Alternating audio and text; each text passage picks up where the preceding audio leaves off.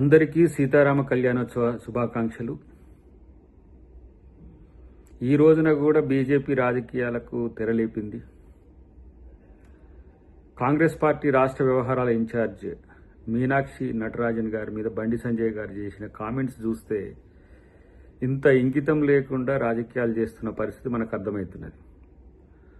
వారు ప్రముఖ గాంధేయవాదే కాకుండా సామాజిక ఉద్యమాలకు మేధా పాట్కర్ గారితో కలిసి జాతీయ స్థాయిలో ఉండే స్వచ్ఛంద సేవా సంస్థలతో పనిచేస్తున్న ఒక ఆదర్శ మహిళ. ఆ విషయం ముందుగా మీకు తెలియదు.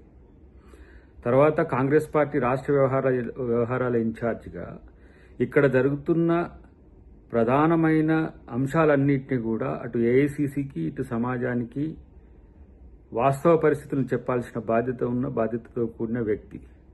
కాబట్టి మీనాక్షి నటరాజన్ గారు ఎవరు ఇక్కడ కమిటీకి సంబంధించి చేయడానికి? మీరు ఫ్యాక్ట్ ఫైండింగ్ కమిటీ వేయండి, మోడీ గారిని పెట్టి వేయండి. మరి మీరు బీజేపీ ఇలాంటి ఏమంటాము అజ్ఞానపూరిత స్టేట్మెంట్స్ వల్ల మీ స్థాయి కేంద్ర మంత్రులు, మీరిద్దరు సహాయ మంత్రి అన్నా అందరు అసహాయ మంత్రి అని మిమ్మల్ని అంటున్నారు.